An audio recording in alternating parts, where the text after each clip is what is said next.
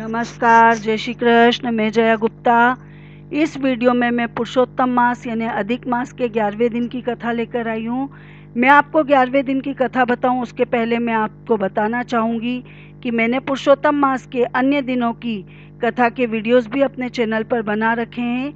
आप मेरे चैनल पर जाकर उन वीडियोस को देख सकते हैं और मैं इस वीडियो के नीचे भी डिस्क्रिप्शन में उन वीडियोस के लिंक दे दूँगी, तो आप वहाँ से भी उन्हें देख सकते हैं। 11वें दिन में हम 11वें अध्याय का पाठ देखते हैं। 11वें अध्याय में हम ऋषि पुत्री का घोर तप करना तथा शिवजी का उसे 5 पति होने का आशीर्वाद देना, इसके बारे में वृत्तांत सुनेंगे और देखेंगे। मैं आपको 11वें दिन की जानकारी दूं उसके पहले मैं आपको 10वें दिन की जानकारी देना चाहूँगी कि 10वें दिन में हमने देखा कि ऋषि पुत्री दुर्वासा मुनि के उनके तपोवन में आने पर उनसे अपना दुख दूर करने की बात कहती है। तब दुर्वासा ऋषि सोचकर उसे अधिक मास के पूजन और श्रवण की बात कहते हैं। तब वह कहती है कि मल मास जो कि निंदित मास है, जो कि शुभ कार्यों में वर्जित है, मैं उसकी पूजा क्यों करूं, जबकि शिव जी और विष्णु जी और ब्रह्मा जी जैसे देवता हैं जो कि मेरी इच्छा पूरी कर सकते हैं, तो मैं क्यों नहीं उनकी पूजा करूं, उनकी सेवा करूं। तब वह इस तरह से अधिक मास का अनादर करती है। तो दुर्वासा ऋषि दुखी होकर वहाँ से बद्रिकाश्रम पे चले जाते हैं और वह शिवजी की आराधना करने का संकल्प लेती है, शिवजी की तपस्या करने का संकल्प लेती है। उसके इस संकल्प को सुनकर नारद जी बोलते हैं कि हे महामुने, ऋषि कुमारी जो तप मुनियों को भी दुष्कर लगता है उस कार्य को कैसे करेगी, यह मेरी जानने की इच्छा है, यह मुझे सुनाइए। तब श्री नारायण बोलते हैं कि उस कल्याणी ने शांत सनातन 5 मुखी शिव का चिंतन करके अति दारुण तप आरंभ कर दिया। सांपों के आभूषण पहने हुए, नंद भृंगीगण से सेवित, 24 तत्वों और तीनों गुणों के से समन्वित, 8 महासिद्धियों वाले, प्रकृति पुरुष से युक्त, मस्तक पर अर्ध चंद्रमा जटा मुकुट से जो भगवान शिव का ध्यान कर वह बाला बहुत ही कठिन तप करने लगी भगवान शिव का। वह ग्रीष्म ऋतु में सूर्य की पंचाग्नि के मध्य बैठ के परम तप करने लगी। हेमंत और शिशिर ऋतु में वह ठंडे जल में बैठ के और मुंह को जल के ऊपर करके और तप करने लगी। इस तरह से वह बहुत कठिन और दारुण तप करने लगी। वह जब जल में बैठती थी तो ऐसा लगता था कि मानव जल में कमलिनी खिली हुई हो, एक कमल का फूल खिला हुआ हो। उसका सिर ऊपर होता था तो उसके सिर के बाल जो होते थे वो पानी में इस तरह लहराते थे जैसे कि लताएं फैली हुई हो, और ठंड के कारण उसके ब्रह्मरंध्र से जो धुआं निकलता था तो वो ऐसा लगता था कि जैसे कमल के मकरंद का पान करके भौरे निकल रहे हों। वह कोमलांगी कन्या प्रातः और सायंकाल कुछ भी नहीं खाती पीती थी, केवल धूम्रपान करके रहती थी, धुआं का पान करती थी वो, और बस इस तरह से रहती थी। उसका कठोर तप सुनकर इंद्र को बहुत चिंता होने लगी, क्योंकि इंद्र को हमेशा अपने सिंहासन की चिंता रहती। जब भी कोई तपस्वी कठोर तप करता है तो इंद्र को ये डर रहता है कि उसकी तपस्या के बल पे कहीं वो उसका इंद्रासन नहीं हथिया ले। तो इंद्र बहुत चिंतित होते हैं। हे नप नंदन, सब देवताओं के सराहने योग्य ऐसे तप में लगी हुई उस ऋषि कन्या को 9000 वर्ष बीत गए तप करते करते।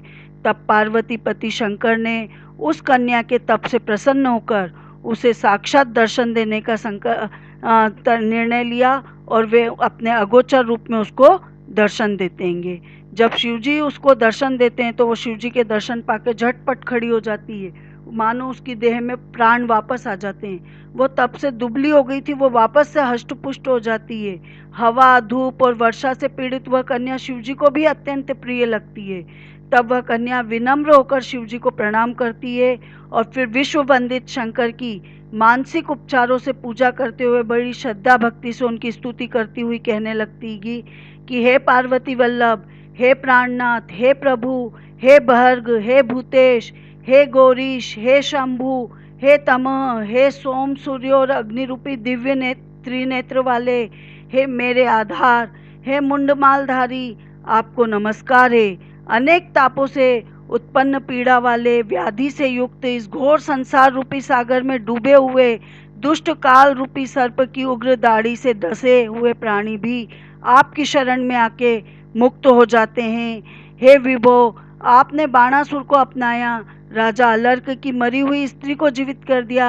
हे दयानाथ, हे भूतेश्वर, हे चंडीश्वर, हे भवत्राण, हे मृत्युंजय, हे प्राणनाथ, हे दक्ष यज्ञ के विध्वंसक, हे शत्रुओं के नाशक, अपने भक्तों को जन्म मरण रूपी बंधन के नाश करने वाले, आवागमन को मिटाने वाले, हे सृष्टिकर्ता, हे प्राणपति, हे पापहारी, आपको मेरा नमस्कार है। श्री कृष्ण भगवान बोलते हैं कि वह इस तरह से शिव जी की विभिन्न प्रकार से स्तुति करती है। हे युधिष्ठिर, वह मेधावी ऋषि की तपस्विनी पुत्री मन और वाणी से शिव जी की स्तुति करते हुए शांत हो जाती है। ऋषि पुत्री के महाउग्र तप से और इसकी स्तुति को सुनकर शिव जी बहुत प्रसन्न होकर उससे बोलते हैं कि हे तपस्विनी, हे महाभागे, तेरा कल्याण हो, तू मनवांछित वर मांग, मैं तेरे से बहुत प्रसन्न हूँ, तो तू चिंता मत कर। तब वो राजन, महा आनंद में मग्न हुई वह कन्या प्रसन्न हुए शिव जी के ऐसे वचन सुन के बोलती है कि हे दीनानाथ, हे दया सिंधु, यदि आप मेरे ऊपर प्रसन्न हो तो मुझे इच्छित पति का वर दीजिए। हे प्रभु, देर मत कीजिए। हे महादेव, मुझे पति दो, पति दो, श्रेष्ठ पति दो, मैं पति मांगती हूँ, इसके अतिरिक्त मुझे कुछ भी नहीं चाहिए। ऐसा कह के वो चुप हो जाती है। महादेव जी जब ये सुनते हैं तो मुनि कन्या से बोलते हैं कि हे मुनि कन्या, तूने जो कहा है वही होगा। तूने 5 बार पति पति कह के वर मांगा है, इसलिए हे सुंदरी, तेरे 5 पति होंगे। वे सभी शूरवीर होंगे, धर्मवेत्ता होंगे, साधु स्वभाव के होंगे, सत्यवादी होंगे, पराक्रमी होंगे, जवान होंगे, अपने गुणों से विख्यात होंगे, सत्य प्रतिज्ञ होंगे, जितेंद्रिय होंगे, तुझे सब सुख देने वाले होंगे, सब गुणवान होंगे और सब राजकुल में उत्पन्न हुए होंगे। इस तरह के तेरे को 5 पति मिलेंगे। तब श्री कृष्ण भगवान बोलते हैं कि शंकर जी के ऐसे वचन सुन के वो कांपती हुई बोलती है, हे उमाकांत, ऐसी अनीतिपूर्ण वर देके आप क्यों संसार में मेरा तमाशा बनाना चाहते हैं? हमेशा संसार में स्त्री का एक ही पति होता है। 5 पति वाली तो कोई स्त्री आज तक न तो कभी देखी गई है और न ही सुनी गई है। हाँ, ये जरूर संभव है कि एक पुरुष की 5 स्त्रियां हो सकती है। हे शंभु, मैं तो आपकी आराधिका होकर 5 भर्तों वाली कैसे हो सकती हूँ, 5 पतियों वाली कैसे हो सकती हूँ?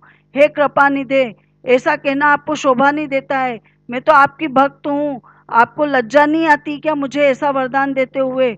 कन्या के ऐसे वचन सुन के शंकर जी फिर उससे बोलते हैं, हे भीरू, इस जन्म में तो तुझे पति का सुख नहीं मिलेगा, परंतु अगले जन्म में जब तू अपने तपोबल से अयोनिजा यानी अग्नि कुंड से उत्पन्न होगी, तब तुझे पति का सुख प्राप्त होगा और तू परम पद को पावेगी।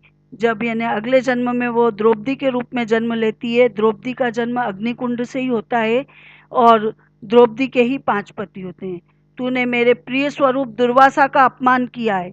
मैंने अपने पिछले वीडियो में आपको बताया था कि दुर्वासा ऋषि शिव जी के रुद्र अवतार होते हैं। तो शिव जी कह रहे हैं कि तूने मेरे प्रिय स्वरूप दुर्वासा का अपमान किया, जबकि तुझे पता होना चाहिए कि दुर्वासा ऋषि यदि क्रोधित हो जाए तो वो तीनों लोगों को भस्म कर देते हैं, परंतु तूने अहंकारवश ब्रह्म तेज का तिरस्कार किया, भगवान के प्रिय पुरुषोत्तम मास का सेवन करने से मना कर दिया, उसका व्रत करने से मना कर दिया, जिसको श्री कृष्ण ने अपना सारा ऐश्वर्य सौंपा है। हे बाले, मैं ब्रह्मा से लेके समस्त देवता और नारद से लेके जितने भी तपस्वी लोग हैं, वे सब श्री कृष्ण की आज्ञा का पालन करते हैं, हम सब लोग, और उनकी आज्ञा को उल्लंघन कौन कर सकता है? हे मूर्ख कन्या, दुर्वासा के कहने पे भी लोक पूजित मास तूने नहीं पूजा, अतः हे ब्राह्मण पुत्री, तेरे 5 पति अवश्य होंगे। पुरुषोत्तम मास का निरादर करने से, खंडन करने से अब यह टले से भी नहीं टल सकता। जो इस मास की निंदा करते हैं उसको विपरीत फल मिलकर वो घोर नरक को जाता है। अत्यंत महान महात्माओं का वचन झूठा कैसे हो सकता है? तू ही बता। सदा बोलने वाले मुनियों की वाणी अनुकरणीय होती है। नीलकंठ महादेव ऐसा कह के और अंतर ध्यान हो जाते हैं। जैसे ही वो देखती कि भगवान अंतर ध्यान हो गए तो वो ऐसे चकित हो जाती है जैसे झुंड में से बिछुड़ी हुई मुर्गी अपने आसपास के वातावरण को देख के चकित हो जाती है, ऐसे वो भी चकित हो जाती है। सूत जी बोले कि हे मुनियों, दूज के चंद्रमा के समान युक्त भाल वाले सदाशिव के अंतर ध्यान होने पे, जैसे इंद्र को वृत्तासुर दैत्य का वध करने पे ब्रह्म हत्या लगने के कारण चिंता हुई थी, इसी प्रकार उस मुनि कन्या को भी दुर्वासा ऋषि के वचनों का उल्लंघन करने के कारण चिंता समा जाती है। इति श्री पुरुषोत्तम मास कथा 11वां अध्याय समाप्त। आपको मेरा ये वीडियो अच्छा लगा तो इसे लाइक और शेयर कीजिए। अभी तक यदि आपने मेरे चैनल को सब्सक्राइब नहीं किया है तो कृपया मेरे चैनल को सब्सक्राइब कीजिए, बेल आइकन को हिट कीजिए ताकि मेरे नए वीडियोस के नोटिफिकेशन आपको तुरंत प्राप्त हो। हिंदू धर्म, संस्कृति, तीज त्योहार, व्रत कथा, रीति रिवाज इत्यादि जानने के लिए मेरे साथ बने रहिए। जय श्री कृष्ण।